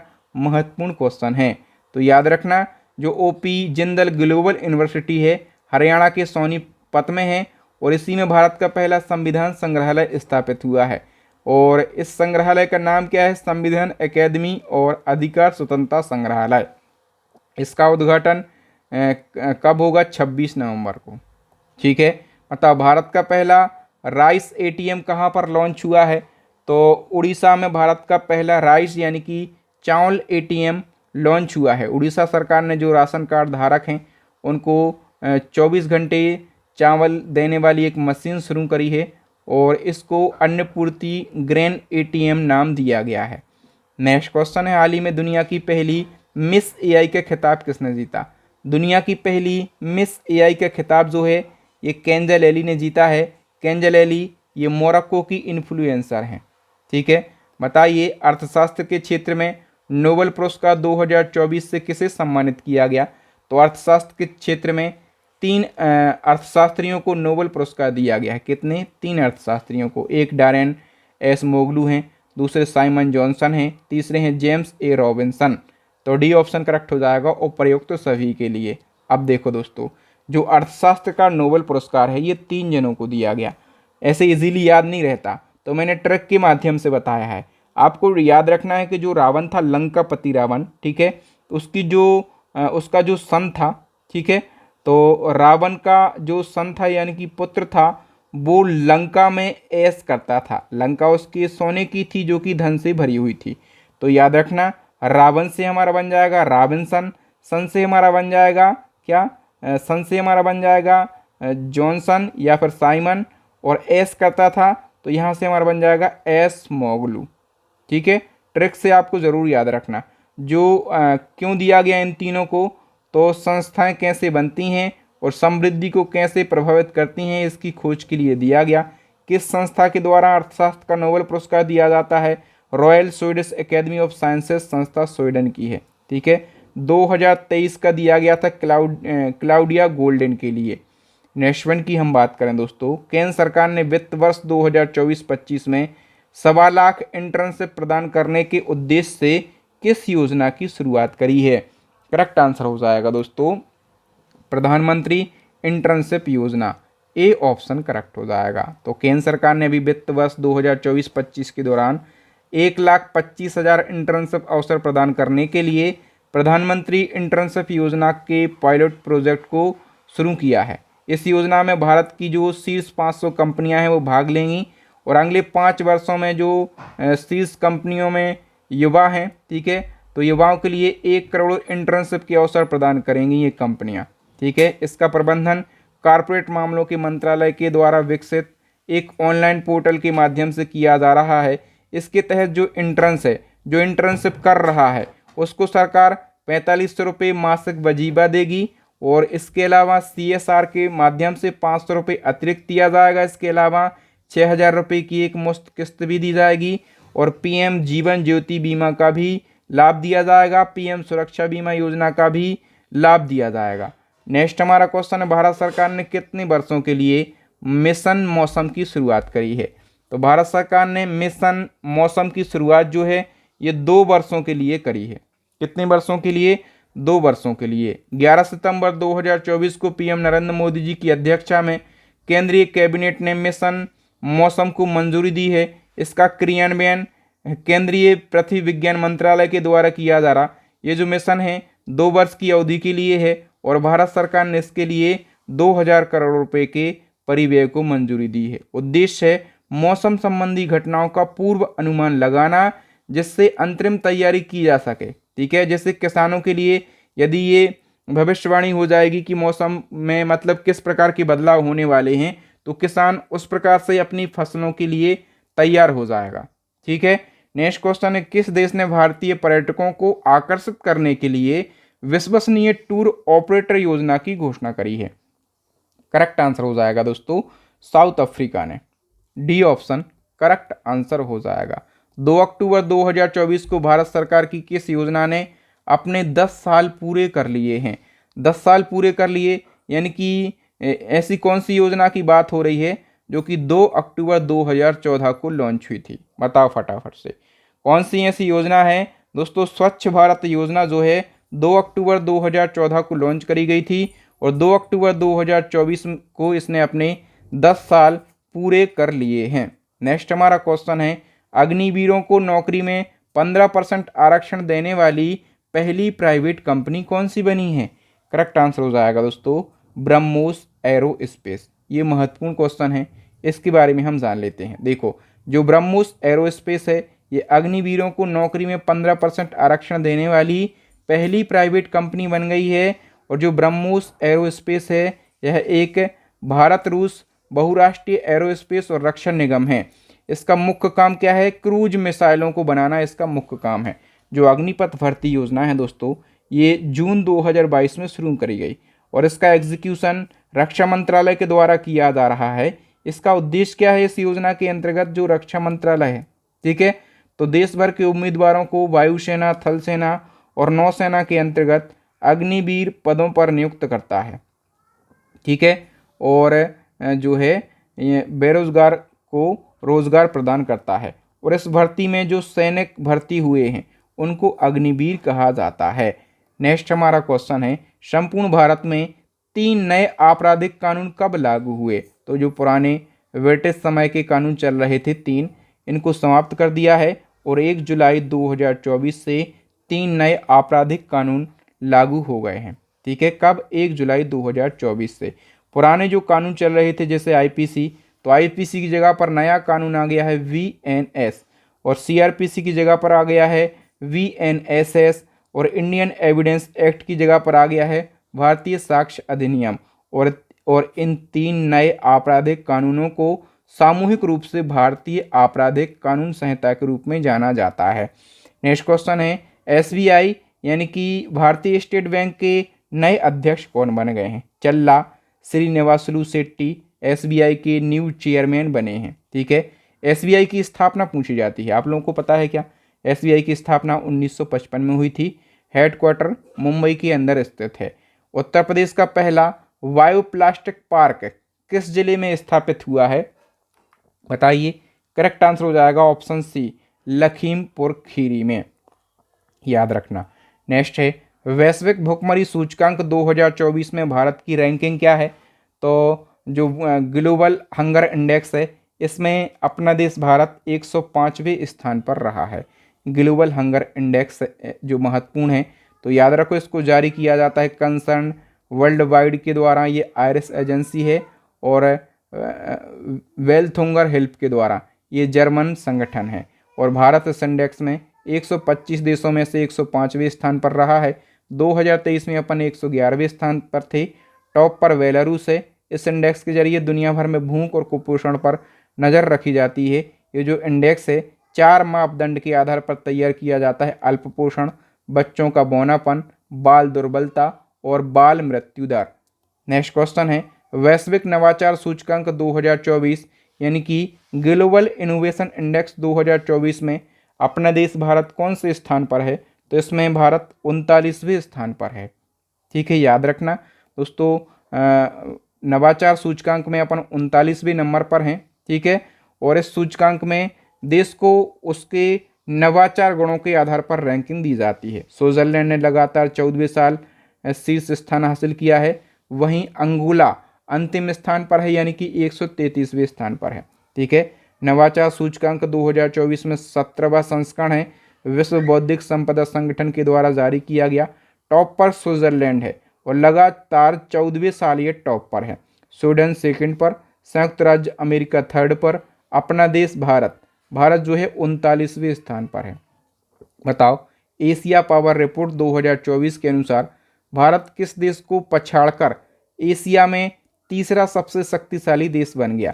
तो भारत ने दोस्तों पछाड़ दिया है जापान को और भारत तीसरा सबसे शक्तिशाली देश बन गया है। ठीक है, लोबी संस्थान ने ये रिपोर्ट जारी करी है। तो याद रखना, भारत का स्थान तीसरा हो गया है, अमेरिका टॉप पर, चाइना सेकंड पर, भारत थर्ड पर आ गया और जापान खिसक कर कहाँ पहुँच गया है? चौथे स्थान पर पहुँच गया है। ठीक है, टोटल 27 देशों पर यह रिपोर्ट जारी करी गई है। बताओ, विश्व आर्थिक मंच के यात्रा और पर्यटन सूचकांक 2024 में भारत की रैंकिंग क्या है? करेक्ट आंसर हो जाएगा दोस्तों, इसमें भारत कौन से स्थान पर? 39वें स्थान पर रहा है। ठीक है, हम बात करें दोस्तों यात्रा और पर्यटन विकास सूचकांक की, तो इस सूचकांक में इस बात पर फोकस किया जाता है कि वैश्विक पर्यटन गतिविधियां कोरोना से पहले की स्थिति में लौट आई हैं या नहीं, और ये किसके द्वारा जारी किया जाता है? विश्व आर्थिक मंच के द्वारा। इस रिपोर्ट में भारत 119 देशों में 39वें स्थान पर है और माली देश इस सूचकांक में अंतिम पायदान पर रहा है। टॉप पर अमेरिका, सेकंड पर स्पेन, जापान थर्ड स्थान पर है। नेक्स्ट क्वेश्चन, 10 साल पद खाली रहा और 10 साल पद खाली रहने के बाद लोकसभा में नेता विपक्ष कौन बन गए हैं? राहुल गांधी लोकसभा में नेता विपक्ष बने हैं। ठीक है, इसी क्रम में हम बात करें राज्यसभा में सदन का नेता कौन बना है? तो राज्यसभा में जो जेपी नड्डा हैं ये सदन के नेता बने हैं। जेपी नड्डा के बारे में याद रखना दोस्तों कि ये राज्यसभा में सदन के नेता बने हैं, इनने पीयूष गोयल का स्थान लिया। गुजरात से ये राज्यसभा के सांसद हैं और इनके पास में मंत्रालय कौन सा है? स्वास्थ्य एवं परिवार कल्याण मंत्रालय, रसायन और उर्वरक मंत्रालय जेपी नड्डा के पास में है। 18वीं लोकसभा के जो अध्यक्ष हैं ओम बिरला बने हैं और इससे पहले जो 17वीं लोकसभा है इसके अध्यक्ष भी ओम बिरला बने थे। ओम बिरला के बारे में आपको याद रखना है, कौन सी सीट से हैं ये? तो राजस्थान की कोटा बूंदी सीट से ये लगातार तीसरी बार सांसद चुने गए हैं। सीट का नाम जरूर याद रखना। 18वीं लोकसभा के लिए जो प्रोटेम स्पीकर यानी कि अस्थायी अध्यक्ष कुछ समय के लिए जो बनाया जाता है 2-3 दिन के लिए, तो प्रोटेम स्पीकर भर्तृहरि महताब के लिए बनाया गया था। भर्तृहरि महताब से याद रखना दोस्तों ये कौन सी सीट से चुनकर आए हैं? तो ये उड़ीसा की कटक सीट से चुनकर आए हैं। कौन सी? उड़ीसा की कटक सीट से। नेक्स्ट क्वेश्चन है, पीएम नरेंद्र मोदी ने किस राज्य में स्थित नालंदा विश्वविद्यालय के नए परिसर का उद्घाटन किया? तो नालंदा विश्वविद्यालय दोस्तों ये कहाँ पर स्थित है? तो ये बिहार राज्य में स्थित है। बताओ, 10वां अंतर्राष्ट्रीय योग दिवस 2024 कब मनाया गया? योग दिवस ये 21 जून को मनाया जाता है। ठीक है, कब? 21 जून को। 2024 में 10वां संस्करण है। इसकी थीम रही है स्वयं और समाज के लिए योग। और जो पहला अंतर्राष्ट्रीय योग दिवस है 21 जून 2015 को मनाया गया था। भारतीय सेना ने सशस्त्र बलों के लिए अपनी पहली स्कैन बैंक सुविधा कहां पर प्रारंभ करी है? करेक्ट आंसर हो जाएगा ऑप्शन सी, नई दिल्ली के अंदर। तो भारतीय सेना ने सशस्त्र बलों के लिए दिल्ली के आर्मी अस्पताल में अपनी पहली स्कैन बैंक सुविधा शुरू करी। इसका उद्देश्य क्या है? देश भर के सैन्य कर्मियों और उनके परिवारों को आग से जलने के कारण शरीर में गंभीर बीमारी और स्किन से संबंधित जो बीमारियां हैं उनका उपचार करना। बताओ, जून 2024 में जारी सिप्री की रिपोर्ट के अनुसार भारत में परमाणु हथियारों की संख्या कितनी है? सिप्री के रिपोर्ट के अनुसार भारत में परमाणु हथियारों की संख्या जो है 172 है। कितनी? 172। देखो दोस्तों, परमाणु हथियार सबसे ज़्यादा रसिया के पास में है 4380, फिर दूसरे स्थान पर अमेरिका है 3708, फिर चाइना के पास में 500 हैं और भारत के पास में कितने हैं? 172 हैं। ठीक है, और सिप्री ने ये रिपोर्ट जारी करी है। तो सिप्री का full form Stockholm International Peace Research Institute, स्थापना 1986। स्टॉकहोम में जो है मुख्यालय है। डैन स्मिथ इसके डायरेक्टर हैं। बताओ, Nelson Mandela life time achievement पुरस्कार 2024 से सम्मानित होने वाले पहले भारतीय कौन बने हैं? करेक्ट आंसर हो जाएगा विनोद गनात्रा। तो विनोद गनात्रा के बारे में याद रखना दोस्तों, ये प्रसिद्ध बाल फिल्म निर्माता हैं, यानी कि बच्चों की फिल्में बनाते हैं और फिल्मों में इनके योगदान के लिए उनको साउथ अफ्रीका के प्रतिष्ठित सम्मान Nelson Mandela life time achievement award से सम्मानित किया गया। विनोद गनात्रा इस अवार्ड से सम्मानित होने वाले पहले भारतीय बन गए हैं। क्योंकि पहले भारतीय बने हैं तो ये क्वेश्चन 5 स्टार वाला है, मतलब ये क्वेश्चन पूछा जाएगा एग्जाम में। ऑस्ट्रेलियन ओपन बैडमिंटन चैंपियनशिप 2024 में पुरुष एकल का खिताब किसने जीता है? करेक्ट आंसर हो जाएगा लीजी जिया ने पुरुष एकल का खिताब जीत लिया है। नेक्स्ट क्वेश्चन है, भारतीय रेलवे ने दुनिया के सबसे ऊंचे स्टील आर्च रेल पुल चुनाव रेलवे ब्रिज पर सफल परीक्षण किया। ये पुल कहाँ पर स्थित है? तो इसके बारे में शायद मैं आपको बता चुका हूँ, जम्मू कश्मीर के रामबन में ये ब्रिज स्थित है। ठीक है, बताओ किस बल्लेबाज ने T20 इंटरनेशनल क्रिकेट में सबसे तेज शतक लगाकर वेस्ट इंडीज के क्रिस गेल का रिकॉर्ड तोड़ दिया? तो T20 इंटरनेशनल क्रिकेट में सबसे तेज शतक जो है ये लगाया है साहिल चौहान ने। किसने? साहिल चौहान ने। साहिल चौहान कहाँ के क्रिकेटर हैं? तो ये एस्तोनिया के क्रिकेटर हैं। ठीक है, इनने 27 गेंदों में 100 रन बना दिए। ठीक है, और इनने रिकॉर्ड तोड़ा है क्रिस गेल का। क्रिस गेल ने जो है 30 बॉल में शतक लगाया था। नेक्स्ट हमारा क्वेश्चन है, लंदन की सेंट्रल बैंकिंग के द्वारा risk manager of the year 2024 पुरस्कार से किस संस्था को सम्मानित किया गया? करेक्ट आंसर हो जाएगा आरबीआई के लिए ये पुरस्कार दिया गया है। ठीक है, नेक्स्ट क्वेश्चन है, टेस्ट एटलस के अनुसार दुनिया की 10 सर्वश्रेष्ठ आम व्यंजनों की सूची में भारत के आमरस को कौन सा स्थान मिला है? तो भारत के आमरस को पहला स्थान मिला है। पुरुष T20 वर्ल्ड कप में एक स्पेल में 4 मैडन ओवर फेंकने वाले पहले गेंदबाज कौन बने हैं? करेक्ट आंसर हो जाएगा लूकी फर्ग्यूसन। और लूकी फर्ग्यूसन ये न्यूजीलैंड के तेज गेंदबाज हैं। ठीक है, 2024 के लोकसभा चुनाव में सबसे बड़ी जीत का रिकॉर्ड किसने बनाया? सबसे बड़ी जीत जो है ये शंकर लालवानी की हुई। ठीक है, शंकर लालवानी। डिटेल की बात करें तो 2024 में जो लोकसभा के चुनाव हुए वहाँ पर रिकॉर्ड बने। सबसे बड़ी जीत का रिकॉर्ड मध्य प्रदेश की इंदौर सीट से बीजेपी के शंकर लालवानी ने बनाया है। ये लगभग 11.75 लाख वोटों से जीते। दूसरी सबसे बड़ी जीत असम के धुबरी सीट से कांग्रेस के रकीबुल हुसैन ने बनाया है, लगभग 10.25 लाख वोट से जीते हैं। तीसरी सबसे बड़ी जीत मध्य प्रदेश की विदिशा सीट से बीजेपी के दिग्गज और बीजेपी के मतलब मध्य प्रदेश के पूर्व सीएम शिवराज सिंह चौहान ने ये लगभग 8.25 लाख वोट से जीते हैं। इसी क्रम में एक और रिकॉर्ड बना है, अब तक के इतिहास में नोटा बटन पर सबसे ज़्यादा वोट डलने का नेशनल रिकॉर्ड। ये जो नेशनल रिकॉर्ड है नोटा बटन पर सबसे ज़्यादा वोट डलने का, ये मध्य प्रदेश की इंदौर सीट पर बना है। ठीक है, लगभग 2 लाख से अधिक वोट नोटा बटन पर पड़े, क्योंकि जो बीजेपी के शंकर लालवानी थे, ठीक है, शंकर लालवानी, ये अकेले ही उम्मीदवार बच गए, क्योंकि जो कांग्रेस के उम्मीदवार थे उनको सडनली बीजेपी में शामिल हो जाते हैं, तो वहाँ पर मतलब कंपटीशन नहीं रहता है। इसलिए जनता नाराज़ भी हो गई कि तुम एंड मोमेंट पर कांग्रेस से बीजेपी में चले गए, तो उनने नोटा पर दे वोट है ना, ऐसा कर दिया। नेक्स्ट है, संयुक्त राष्ट्र महासभा ने किस दिन को विश्व फुटबॉल दिवस के रूप में घोषित किया? तो अब से हर साल विश्व फुटबॉल दिवस जो है ये 25 मई को मनाया जाएगा। नेक्स्ट क्वेश्चन है, भारत के किस संगठन ने अपने मुख्यालय भवन में देश की सबसे बड़ी जलवायु घड़ी स्थापित करके उसको परिचालित किया? भारत की सबसे बड़ी जलवायु घड़ी जो है ये वैज्ञानिक और औद्योगिक अनुसंधान परिषद नई दिल्ली में स्थापित करी गई है। डिटेल की हम बात करें तो पृथ्वी दिवस के अवसर पर 22 अप्रैल को होता है पृथ्वी दिवस। इसी के उपलक्ष्य पर वैज्ञानिक और औद्योगिक अनुसंधान परिषद ने नई दिल्ली में अपने मुख्यालय पर भारत की सबसे बड़ी जलवायु घड़ी का अनावरण किया है। ये जो घड़ी है दोस्तों, ये जलवायु परिवर्तन और इसके प्रतिकूल प्रभावों के बारे में जागरूकता बढ़ाने के लिए स्थापित करी गई।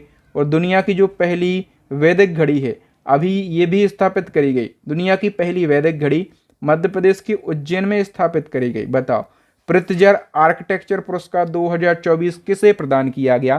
तो दोस्तों ये महत्वपूर्ण क्वेश्चन है। पृथ्जर आर्किटेक्चर पुरस्कार ये रकेन यामामोतो के लिए दिया गया है।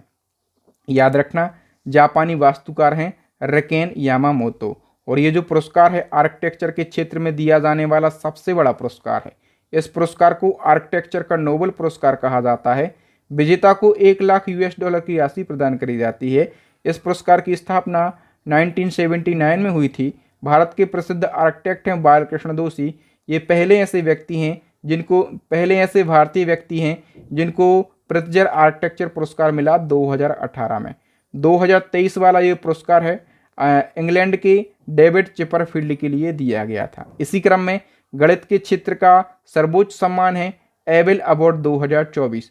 तो एबेल अवार्ड 2024 की हम बात करें, ये मिशेल टेलाग्रांड के लिए दिया गया है। ठीक है, मिशेल टेलाग्रांड ये कौन है? फ्रांस के प्रसिद्ध गणितज्ञ हैं। एबेल अवार्ड दुनिया भर में गणित का सबसे प्रतिष्ठित अवार्ड है और इस अवार्ड को गणित का नोबेल पुरस्कार भी कहा जाता है। नेक्स्ट क्वेश्चन है, विश्व का एकमात्र ओम आकार का मंदिर भारत के किस राज्य में बना जिसका लोकार्पण फरवरी 2024 में हुआ? तो विश्व का एकमात्र ओम आकार का मंदिर है, ये किस राज्य में बना है? राजस्थान राज्य में, और राजस्थान के पाली जिले के जाडन गांव में बना है। और ओम आकार का है मतलब भगवान शिव को समर्पित है। ठीक है, 4 मंजिला ये मंदिर है, 250 एकड़ जमीन में बना है, 108 तो अकेले कमरे हैं। भगवान शिव की 1008 मूर्तियां, 12 ज्योतिर्लिंग हैं। ठीक है, मंदिर को बनाने में पूरे 28 साल का समय लग गया। इस मंदिर का भूमि पूजन 1995 में किया गया था। बताओ, डेटा ट्रैफिक के मामले में विश्व का सबसे बड़ा मोबाइल ऑपरेटर कौन सा बन गया? विश्व का सबसे बड़ा मोबाइल ऑपरेटर ये रिलायंस जियो बन गया। BMW ओपन टेनिस चैंपियनशिप का युगल खिताब जीतने वाले पहले भारतीय कौन बने हैं? करेक्ट आंसर हो जाएगा यूकी भाबरी, ए ऑप्शन करेक्ट हो जाएगा। हाल ही में किसे असम के सर्वोच्च नागरिक सम्मान असम वैभव 2024 सम्मान के लिए चुना गया? असम वैभव ये रंजन गोगोई के लिए दिया गया। रंजन गोगोई कौन है? ये हमारे देश के पूर्व CJI यानी कि पूर्व मुख्य न्यायाधीश हैं। क्यों दिया गया? तो कानून और न्याय में उनके योगदान के लिए दिया गया। अच्छा, ये तो 2024 की बात करी। यदि 23 वाला पूछा जाए, असम वैभव 2023 किसको दिया गया? तो एक डॉक्टर साहब हैं, डॉक्टर तपन सैकिया। ठीक है, तो डॉक्टर तपन सैकिया को 2023 का दिया गया था। 2 साल का इसलिए बता देता हूँ क्योंकि कई बार पिछले 1 साल पुराना करंट अफेयर्स पूछ लिया जाता है। महाराष्ट्र भूषण पुरस्कार 2024 से किसे सम्मानित किया गया? महाराष्ट्र भूषण जो है महाराष्ट्र सरकार के द्वारा दिया जाने वाला सबसे बड़ा अवार्ड है। इस अवार्ड की स्थापना 1996 में हुई थी और 2024 का ये जो अवार्ड है ये डॉक्टर प्रदीप महाजन के लिए दिया गया। 2023 का यदि पूछा जाए 2023 का, तो अशोक सराफ को दिया गया था, ये अभिनेता हैं। ठीक है, बताओ हाल ही में किन 2 हस्तियों को पहला उत्तर प्रदेश गौरव सम्मान 2023-24 प्रदान किया गया? तो उत्तर प्रदेश का पहला ये सम्मान है, मतलब पहली बार ये दिया जा रहा है। तो 2 जनों को ये दिया जा रहा है। एक तो ऋतु करिधल श्रीवास्तव हैं, ये कौन है? तो ऋतु करिधल श्रीवास्तव ये इसरो की वैज्ञानिक हैं। और दूसरे हैं नवीन तिवारी। नवीन तिवारी कौन है? ये उद्योगपति हैं। ठीक है, तो इन दोनों जनों को ये पुरस्कार दिया जा रहा है। इस पुरस्कार में कितने रुपए दिए जाते हैं? 11 लाख रुपए की राशि प्रदान करी जाती है। बताओ हाल ही में अखिल भारतीय अखाड़ा परिषद ने किसे सनातन शिरोमणि की उपाधि से सम्मानित किया? तो अखिल भारतीय अखाड़ा परिषद ने सनातन शिरोमणि की उपाधि PM नरेंद्र मोदी जी को दी है। देश के सबसे लंबे केबल ब्रिज का नाम बताओ जिसका उद्घाटन PM नरेंद्र मोदी जी ने किया? करेक्ट आंसर हो जाएगा, देश का सबसे लंबा केबल ब्रिज जो है ये सुदर्शन सेतु है। क्या है? सुदर्शन सेतु। ठीक है, तो याद रखना, गुजरात में अरब सागर के ऊपर देश का सबसे लंबा केबल ब्रिज सुदर्शन सेतु का उद्घाटन PM मोदी जी ने किया। चूँकि ये देश का सबसे लंबा केबल ब्रिज है, इसकी लंबाई कितनी है? 2.32 किलोमीटर। ये ब्रिज ओखा और बेट द्वारका के बीच में बनाया गया है। इसी क्रम में देश के सबसे लंबे समुद्री पुल का नाम क्या है जिसका उद्घाटन PM नरेंद्र मोदी जी ने किया? देश का सबसे लंबा समुद्री पुल, और इस पुल का नाम है दोस्तों अटल बिहारी वाजपेयी निहावा सेवा। ठीक है, इसको शॉर्ट में अटल सेतु कहा जा रहा है। डिटेल से हम इस क्वेश्चन को समझ लेते हैं। देश का सबसे लंबा समुद्री पुल जो है मुंबई में बनकर तैयार हुआ है। इसका नाम पूर्व प्रधानमंत्री अटल वाजपेयी के नाम पर रखा गया। शॉर्ट में इसको अटल सेतु कहा जा रहा है। ठीक है, याद रखना, ये जो ब्रिज है ये देश का सबसे लंबा और दुनिया का 12वां सबसे लंबा समुद्री ब्रिज है। लंबाई है 21.8 किलोमीटर। बनाने में लागत आई है 17,840 करोड़ रुपए की। ये जो ब्रिज है मुंबई को नवी मुंबई से आपस में जोड़ता है। ठीक है, इसकी आधारशिला भी मोदी जी ने रखी थी 2016 में। नेक्स्ट क्वेश्चन, भारत में किस जगह स्थित सड़क को स्वर्ग का मार्ग कहा जा रहा है? किस सड़क को स्वर्ग का मार्ग कहा जा रहा है?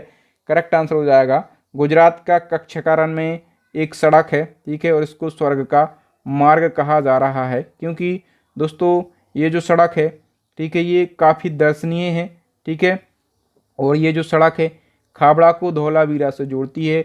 दुनिया के सबसे बड़े नमक रेगिस्तान के महान रण के लुभावने दृश्य के लिए ये सड़क अद्वितीय है, इसलिए इसको स्वर्ग का मार्ग कहा जा रहा है। सीएम योगी आदित्यनाथ ने कहां पर राज्य की पहली इंट्रा डिस्ट्रिक्ट हेलीकॉप्टर सेवा का उद्घाटन किया? महत्वपूर्ण क्वेश्चन है। उत्तर प्रदेश की पहली इंट्रा डिस्ट्रिक्ट हेलीकॉप्टर सेवा है और इसका उद्घाटन जो है आगरा के वटेश्वर में किया गया है, ठीक है। 58वें ज्ञानपीठ पुरस्कार से किसे सम्मानित किया गया? 58वां ज्ञानपीठ पुरस्कार दोस्तों ये 2 जनों को दिया गया, एक तो गुलजार साहब हैं और दूसरे हैं जगत गुरु रामभद्राचार्य। तो डी ऑप्शन करेक्ट हो जाएगा उपर्युक्त दोनों को, ठीक है। गुलजार जो हैं प्रसिद्ध उर्दू कवि हैं और संस्कृत के विद्वान हैं रामभद्राचार्य, इनको 58वां ज्ञानपीठ पुरस्कार दिया गया। 57वां ज्ञानपीठ पुरस्कार ये कोंकणी साहित्य का दामोदर मोजो को दिया गया था। जो ज्ञानपीठ पुरस्कार है भारत का सर्वोच्च साहित्यिक सम्मान है। ये सम्मान साहित्य में उत्कृष्ट योगदान के लिए दिया जाता है। 1961 में इसकी स्थापना हुई और पहला ज्ञानपीठ सम्मान जो है जी शंकर कुरूप को प्रदान किया गया, ठीक है। किस कृत्रिम बुद्धिमत्ता एंकर को जो है ग्लोबल मीडिया अवार्ड 2024 से सम्मानित किया गया? दोस्तों एक एआई एंकर है, इसका नाम है साना, ठीक है। तो इस साल ग्लोबल मीडिया अवार्ड साना नाम की एआई एंकर के लिए दिया गया। इस एआई एंकर को इंडिया टुडे के द्वारा डेवलप किया गया है। वर्ष 2024 के टाइम मैगजीन में दुनिया के 100 सबसे प्रभावशाली लोगों की लिस्ट में किस अभिनेत्री को शामिल किया गया?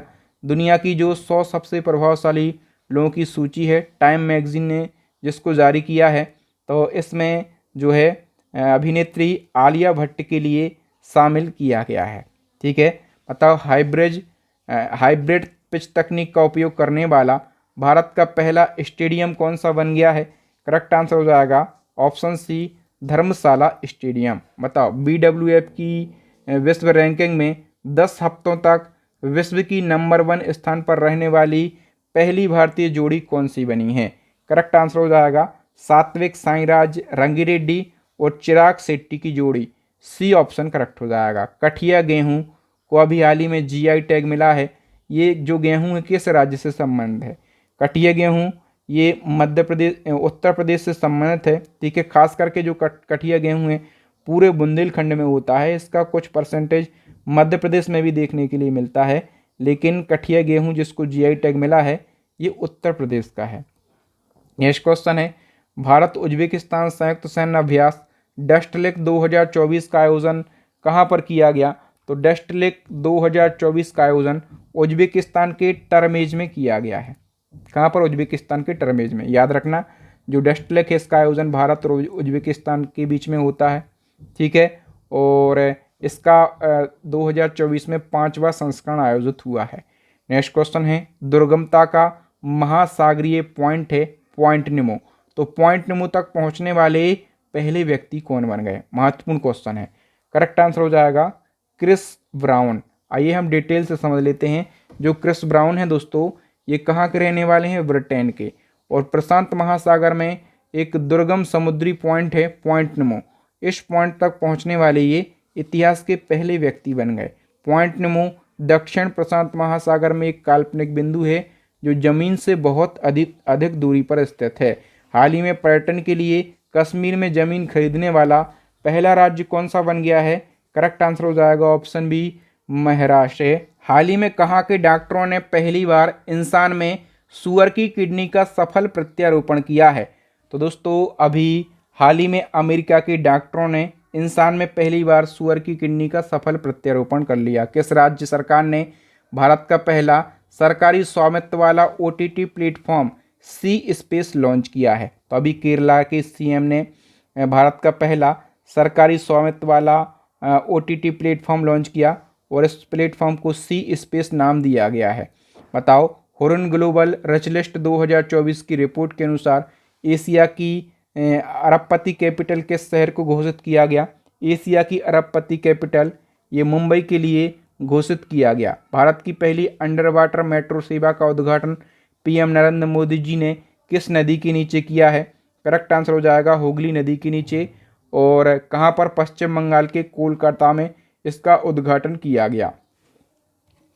नेक्स्ट वन की हम बात करें, बताओ ऑस्कर अवार्ड 2024 में सर्वश्रेष्ठ अभिनेता का जो अवार्ड है ये किसे दिया गया? ऑस्कर अवार्ड 2024 की हम बात कर रहे हैं। सर्वश्रेष्ठ अभिनेता का जो अवार्ड है दोस्तों ये किलियन मर्फी के लिए दिया गया।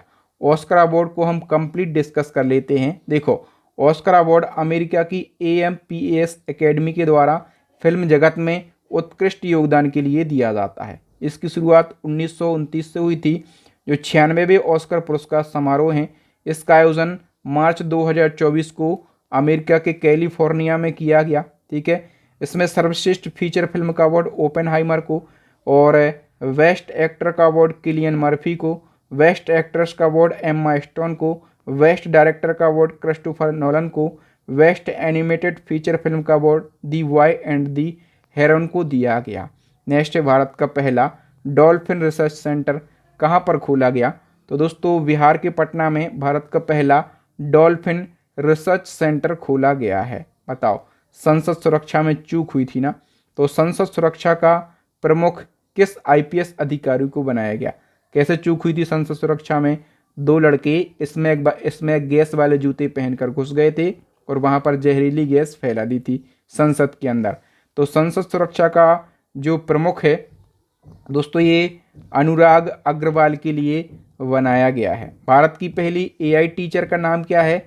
भारत की पहली AI टीचर की हम बात करें इसका नाम है Iris. C option correct answer हो जाएगा। और इसको केरला के तिरुवनंतपुरम के एक हायर सेकेंडरी स्कूल में तैनात किया गया है और इस टीचर को महिला टीचर का लुक दिया गया। इस टीचर को आयरिस नाम दिया गया और देश की पहली AI न्यूज़ एंकर पूछा जाए तो लीसा है। ठीक है, क्या? लीसा। और अभी ग्लोबल मीडिया अवार्ड जो है किस AI एंकर को दिया गया? साना नाम की AI एंकर को। नेक्स्ट क्वेश्चन है, भारत ने किस वर्ष तक अंतरिक्ष में खुद का पहला स्पेस स्टेशन बनाने का लक्ष्य रखा? तो भारत का खुद का अंतरिक्ष स्टेशन कब तक बन जाएगा? करेक्ट आंसर हो जाएगा 2035 तक बन जाएगा। ये भारत ने लक्ष्य रखा है। नेक्स्ट क्वेश्चन है, विश्व का सबसे ऊंचा राम मंदिर कहाँ पर बनाया जाएगा? विश्व का सबसे ऊंचा राम मंदिर ये ऑस्ट्रेलिया के पर्थ में बनाया जाएगा, जो कि अयोध्या के राम मंदिर से भी ऊंचा होगा। ठीक है, इसका निर्माण श्री राम वैदिक एवं सांस्कृतिक ट्रस्ट के द्वारा किया जाएगा। लगभग 600 करोड़ रुपए की लागत से 150 एकड़ जमीन में, और ऊंचाई देखो 721 फीट इसकी ऊंचाई होगी। हाल ही में चमेली देवी जैन पुरस्कार 2024 से किसे सम्मानित किया गया? काफ़ी महत्वपूर्ण क्वेश्चन है क्योंकि ये महिला पत्रकारों का सबसे प्रतिष्ठित सम्मान है और ये सम्मान 2024 में 2 महिला पत्रकारों को दिया गया है। ठीक है, इन 2 महिला पत्रकारों में से एक हैं ग्रीष्मा कोठार, दूसरी हैं ऋतिका चोपड़ा। तो सी ऑप्शन करेक्ट हो जाएगा। जो ग्रीष्मा कोठार हैं स्वतंत्र पत्रकार हैं, ऋतिका चोपड़ा इंडियन एक्सप्रेस की पत्रकार हैं। इन दोनों को 2024 का चमेली देवी जैन पुरस्कार दिया गया। ये पुरस्कार महिला पत्रकारों का सबसे प्रतिष्ठित पुरस्कार है। 1982 में इसकी स्थापना की गई थी। नेक्स्ट है, भारत में नागरिकता संशोधन अधिनियम यानी कि CAA 2019 कब लागू हुआ? महत्वपूर्ण क्वेश्चन है। तो ये 11 मार्च 2024 को लागू हुआ। नेक्स्ट क्वेश्चन है, रक्षा मंत्री राजनाथ सिंह ने किस जगह भारतीय नौसेना के पहले मुख्यालय नौसेना भवन का उद्घाटन किया? तो देखो, अभी तक भारतीय नौसेना के पास में कोई स्थायी मुख्यालय नहीं था। भारतीय नौसेना को अलग अलग जगहों से ऑपरेट किया जाता था, लेकिन भारतीय नौसेना का जो पहला मुख्यालय है, ठीक है, इसको नौसेना भवन नाम दिया गया है। ये बनकर तैयार हो गया। रक्षा मंत्री राजनाथ सिंह ने इसका उद्घाटन किया है नई दिल्ली में। ए ऑप्शन करेक्ट आंसर हो जाएगा। हाल ही में नेपाल के किस शहर को नेपाल की पर्यटन राजधानी घोषित किया गया? तो नेपाल की पर्यटन राजधानी पोखरा के लिए घोषित किया गया है। प्रसिद्ध जैन संत आचार्य विद्यासागर महाराज जी का निधन हो गया। इनका जन्म किस राज्य में हुआ था? विद्यासागर महाराज जी महत्वपूर्ण है, याद रखना दोस्तों। इनका जन्म हुआ था कर्नाटका में। इनके बारे में सारे फैक्टों को याद रखो। प्रसिद्ध जैन संत थे। 18 फरवरी 2024 को 77 वर्ष की आयु में छत्तीसगढ़ के डोंगरगांव के चंद्रगिरी तीर्थ पर इनका निधन हो गया। और ये जो हैं दिगंबर जैन समुदाय के सबसे प्रसिद्ध संत थे और इनका जन्म कर्नाटक के बेलगांव के सदलगा गांव में और 1946 को इनका जन्म हुआ था। भारतीय दूरसंचार नियामक प्राधिकरण का नया अध्यक्ष किसे नियुक्त किया गया? दोस्तों इसको शॉर्ट में ट्राई कहा जाता है। ट्राई का full form telecom regulatory authority of India होता है और ट्राई का जो चेयरमैन है अनिल कुमार लाहोटी को बनाया गया। डी ऑप्शन करेक्ट हो जाएगा। ट्राई का स्थापना 1997 में, हेडक्वार्टर नई दिल्ली में, अनिल कुमार लाहोटी इसके अध्यक्ष बनाए गए हैं। किस पूर्वोत्तर राज्य ने काजी नींबू यानी कि खट्टे नींबू को राज्य फल घोषित किया? किस राज्य ने किया? करेक्ट आंसर हो जाएगा असम राज्य ने। भारतीय मूल के ऐसे पहले व्यक्ति का नाम बताओ जो कि ब्रिटिश ब्रॉडकास्टिंग कॉरपोरेशन यानी कि बीबीसी के अध्यक्ष बने हैं। तो ऐसे पहले व्यक्ति जो बीबीसी के चेयरमैन बने उनका नाम है समीर शाह। याद रखना दोस्तों, जितने भी क्वेश्चन मैंने अभी तक करवा दिए, जितने भी करवाऊंगा, जितने भी करवा रहा हूं, सारे के सारे क्वेश्चन महत्वपूर्ण हैं और ये क्वेश्चन आपके एग्जाम में पूछे जाएंगे। बताओ, केंद्रीय जल मंत्रालय के तहत जल संसाधन, नदी विकास और गंगा संरक्षण विभाग ने किस शहर को जल योद्धा यानी कि वाटर वॉरियर की उपाधि से सम्मानित किया? वाटर वॉरियर की उपाधि से सम्मानित किया गया नोएडा शहर को। ये यूपी का एक शहर है और यूपी के गौतम बुद्ध नगर जिले का ये शहर है। नेक्स्ट क्वेश्चन है, भारत जापान का संयुक्त अभ्यास है धर्म गार्जियन। तो धर्म गार्जियन का 5वां संस्करण कहाँ पर आयोजित हुआ है? करेक्ट आंसर हो जाएगा राजस्थान में इसका आयोजन किया गया। ठीक है, धर्म गार्जियन भारत और जापान की थल सेना के बीच में होता है। राजस्थान के महाजन फील्ड फायरिंग रेंज में इसका आयोजन किया गया। 4th एडिशन है, 2018 में ये शुरू हुआ। इसका उद्देश्य क्या है? तो इस अभ्यास का उद्देश्य दोनों देशों के सैन्य बलों के बीच सामंजस्य और सेनाओं के बीच में संबंधों को बढ़ावा देना है। बताओ, मशहूर गायक थे पंकज उदास। पंकज उदास का निधन 26 फरवरी 2024 को हो गया। उनको किस वर्ष पद्मश्री अवार्ड मिल चुका था? तो पंकज उदास जो हैं इनको पद्मश्री अवार्ड मिल चुका था 2006 में। कब? 2006 में। ठीक है, पैंक्रियाज कैंसर की वजह से इनका निधन हुआ है। ठीक है, गुजरात के जैतपुरा से ये संबंधित थे। किस राज्य के पूर्व मुख्यमंत्री मनोहर जोशी का निधन फरवरी 2024 को हो गया? मनोहर जोशी महाराष्ट्र के पूर्व सीएम थे और ये 1995 से लगाकर 1999 तक महाराष्ट्र के सीएम रहते हैं। तेलंगाना राज्य सरकार ने राज्य का संक्षिप्त नाम टीएस से बदलकर क्या करने का फैसला किया? तो तेलंगाना का जो शॉर्ट नेम है टीएस, अब तेलंगाना ने इसका नाम बदल लिया शॉर्ट नाम और ये टीजी कर लिया है। तेलंगाना सरकार ने राजगान बदलने का फैसला किया। तेलंगाना का नया राजगान क्या है? करेक्ट आंसर हो जाएगा जया हो तेलंगाना। और इस सॉन्ग को किसने कंपोज किया है? एनडी श्री के द्वारा इस सॉन्ग को कंपोज किया गया। देश के पहले तैरते हुए सीएनजी स्टेशन का निर्माण कहाँ पर किया गया है? करेक्ट आंसर हो जाएगा ऑप्शन सी, वाराणसी के अंदर। Dada Saheb Phalke international film festival award 2024 में सर्वश्रेष्ठ अभिनेता का पुरस्कार किसे मिला है? करेक्ट आंसर हो जाएगा ऑप्शन ए, शाहरुख खान के लिए। तो Dada Saheb Phalke film festival award की बात करें, best actor Shahrukh Khan, best actress Rani Mukherjee, best director Sandeep Reddy Vanga, best film Jawan, best film critics श्रेणी 12th fail, best international feature film Oppenheimer, film of the year Salaar part 1 cease fire. Next हमारा question है, Khelo India youth games 2024 की पदक तालिका में कौन सा राज्य टॉप पर रहा है?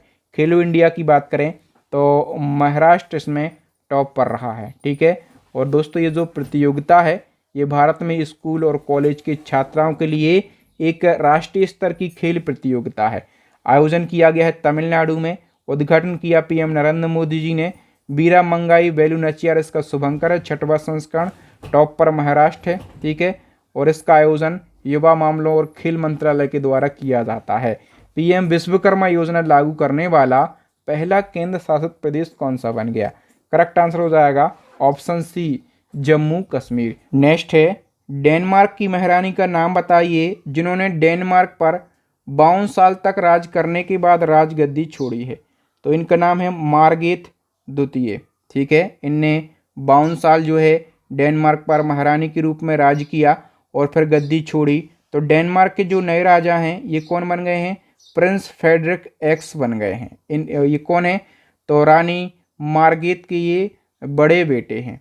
नेक्स्ट क्वेश्चन है, हाल ही में कौन सड़क सुरक्षा बल यानी कि रोड सेफ्टी फोर्स लॉन्च करने वाला भारत का पहला राज्य बन गया? करेक्ट आंसर हो जाएगा ये पंजाब बन गया है। ठीक है, पंजाब सरकार ने सड़क व्यवस्था दुरुस्त करने के लिए सड़क सुरक्षा बल यानी कि रोड सेफ्टी फोर्स को लॉन्च किया। ऐसा करने वाला पंजाब भारत का पहला राज्य बन गया। जो पंजाब के सीएम है भगवंत मान, इनने बताया कि ये जो बल है इसमें 144 तो वाहन हैं, 5000 कर्मचारी हैं जो कि लोगों की सुरक्षा के लिए 30 किलोमीटर सड़कों पर तैनात रहेंगे। बताओ, संयुक्त राष्ट्र महासभा के 79वें सत्र के अध्यक्ष के रूप में किसे चुना गया है? करेक्ट आंसर हो जाएगा दोस्तों फिलेमोन यांग के लिए चुना गया। सी ऑप्शन करेक्ट हो जाएगा। ठीक है, कौन है ये? कैमरून के पूर्व प्रधानमंत्री हैं और ये 79वें सत्र के अध्यक्ष चुने गए हैं। ठीक है, और दोस्तों जो संयुक्त राष्ट्र महासभा का 79वां सत्र है ये सितंबर 2024 को संयुक्त राष्ट्र के मुख्यालय न्यूयॉर्क में आयोजित किया गया। नेक्स्ट क्वेश्चन है, भारत के लोकसभा चुनाव 2024 में कितने करोड़ लोगों ने मतदान देकर विश्व रिकॉर्ड बनाया? तो लोकसभा चुनाव 2024 में जो है विश्व रिकॉर्ड बना और कितने करोड़ लोगों ने मतदान किया?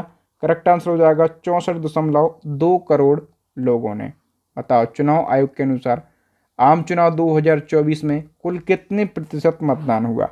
तो दोस्तों 65.79% मतदान हुआ है। ठीक है, नेक्स्ट हमारा क्वेश्चन, भारतीय मूल के किस व्यक्ति को माइक्रोसॉफ्ट विंडोज़ का नया प्रमुख बनाया गया? पवन अग्रवाल को माइक्रोसॉफ्ट विंडोज़ का नया प्रमुख बनाया गया है। वर्ष 2024 में ऊर्जा बचत का वैश्विक अभियान अर्थ आवर कब मनाया गया? दोस्तों अर्थ आवर जो है ये 23 मार्च को मनाया गया। महत्वपूर्ण यहाँ से क्वेश्चन पूछा जाता है इसलिए हम डिटेल से समझ लेते हैं। देखो, अर्थ आवर संपूर्ण विश्व में ऊर्जा बचत का एक वैश्विक अभियान है और ये 23 मार्च 2024 को मनाया गया। ये जो कार्यक्रम है ये WWF यानी कि वर्ल्ड वाइल्ड लाइफ फंड के द्वारा प्रत्येक वर्ष मार्च में मनाया जाता है। उद्देश्य है व्यक्तियों तथा विभिन्न समुदायों को ऊर्जा की खपत कम करने हेतु प्रोत्साहित करना। इस वैश्विक अभियान के तहत सभी को अपने घरों एवं संस्थानों की जो गैर ज़रूरत वाली लाइट हैं उनको 1 घंटे 8:30 से 9:30 तक बंद करने का आग्रह किया जाता है। ये जो वैश्विक अभियान है इसकी शुरुआत 2007 में ऑस्ट्रेलिया के सिडनी से हुई थी। हाल ही में भारत की गीता सबरवाल को किस देश में संयुक्त राष्ट्र रेजिडेंट समन्वयक नियुक्त किया गया? करेक्ट आंसर हो जाएगा दोस्तों इंडोनेशिया में। कहाँ पर? इंडोनेशिया देश में। नेक्स्ट क्वेश्चन है, सार्वजनिक सेवा के लिए पुलित्जर पुरस्कार 2024 से किसे सम्मानित किया गया? तो ये प्रो पब्लिका संस्था को ये सम्मान दिया गया और ये जो संस्था है ये अमेरिका की संस्था है। ठीक है, बताओ, दी विनर्स माइंडसेट पुस्तक किसने लिखी है? दोस्तों ये पुस्तक जो है सेन वॉटसन के द्वारा लिखी गई है और ये कौन है? सेन वॉटसन ऑस्ट्रेलियाई क्रिकेटर है। ठीक है, दी विनर्स माइंडसेट पुस्तक ये रिपीट हो गया किसके द्वारा? तो ये सेन वॉटसन के द्वारा लिखी गई एक किताब है। हाल ही में दुनिया की पहली 6G डिवाइस किस देश ने लॉन्च करी है? दुनिया की पहली 6G डिवाइस ये जापान देश ने लॉन्च करी है और ये जो 5G डिवाइस है ना इससे 20 गुना ज़्यादा स्पीड से ये चलती है। नेक्स्ट है, किस देश में स्थित ज्वालामुखी माउंट लेवोटोबी-लाकी विस्फोट के साथ में फट गया और हजारों लोगों को इलाके से बाहर निकाला गया? दोस्तों ये जो ज्वालामुखी है किस देश में फटा है? ये इंडोनेशिया में। नेक्स्ट हमारा क्वेश्चन है, भारत और किस देश के बीच में युद्ध अभ्यास विनवेक्स अंबाला में आयोजित किया गया? दोस्तों विनवेक्स जो युद्ध अभ्यास है इसका आयोजन अपने देश भारत और वियतनाम के बीच में किया गया और इसका आयोजन कहाँ पर किया गया? तो हरियाणा के अंबाला में इसका आयोजन किया गया। ठीक है, उद्देश्य है भारत वियतनाम रक्षा संबंधों को और मजबूत करना। ठीक है, इस अभ्यास में पहली बार दोनों देशों की थल सेना और वायु सेनाओं ने भाग लिया है। नेक्स्ट वन की हम बात करें, वैश्विक शांति सूचकांक 2024 में कौन सा देश टॉप पर रहा है? ग्लोबल पीस इंडेक्स, काफ़ी महत्वपूर्ण क्वेश्चन है, ये पूछा जाता है। तो इसमें आइसलैंड जो है ये टॉप पर रहा है। ठीक है, याद रखना, ग्लोबल पीस इंडेक्स का 18वां संस्करण है और ये आर्थिक और शांति संस्थान के द्वारा जारी किया गया। भारत जो है 116वें स्थान पर रहा। भारत की रैंकिंग जरूर याद रखना है।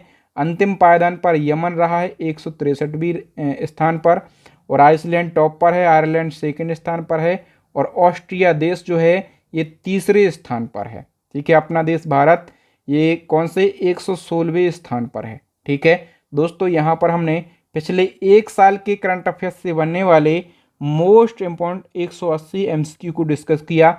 सभी क्वेश्चन को हमने बिल्कुल डिटेल में और आसान भाषा में डिस्कस किया है। ठीक है, यदि हम इसको वन लाइनर फॉर्मेट में पढ़ते तो लगभग हम 500 क्वेश्चन को पढ़ चुके हैं। ठीक है, मुझे उम्मीद है कि आपको कंटेंट की क्वालिटी, आपकी बहादुर सर के पढ़ाने का तरीका जरूर अच्छा लगा होगा। यदि आप इसी प्रकार से पूरे साल के करंट अफेयर्स को पढ़ना चाहते हैं मंथली वाइज, तो हमारी मंथली वाइज करंट अफेयर्स की ई बुक लॉन्च हो गई है और इसी ई बुक में आपको टॉपिक वाइज करंट अफेयर्स ही मिल जाएगा। यानी कि मंथली वाइज और टॉपिक वाइज करंट अफेयर्स आपको एक ही ई बुक में मिल जाएगा। तो ये पूरी यूट्यूब की करंट अफेयर्स की सबसे बेस्ट ई बुक है। और इसी क्रम में हमारी स्टैटिक जीके की रामबाण ई बुक लॉन्च हो गई है, साइंस की ई बुक लॉन्च हो गई है। इन सभी ई बुक को परचेस करके आप अपनी स्टडी को मजबूत बना सकते हैं, एग्जाम में सिलेक्शन ले सकते हैं। ठीक है, एक क्वेश्चन है एज अ टेस्ट, हमेशा हम हर वीडियो में आपसे पूछते हैं, इसका आंसर आप लोग कमेंट करके बताइए। 73वीं मिस यूनिवर्स 2024 का खिताब किसने जीत लिया है? ठीक है, मुझे उम्मीद है कि आप लोगों को कंटेंट की क्वालिटी ज़रूर अच्छी लगी होगी।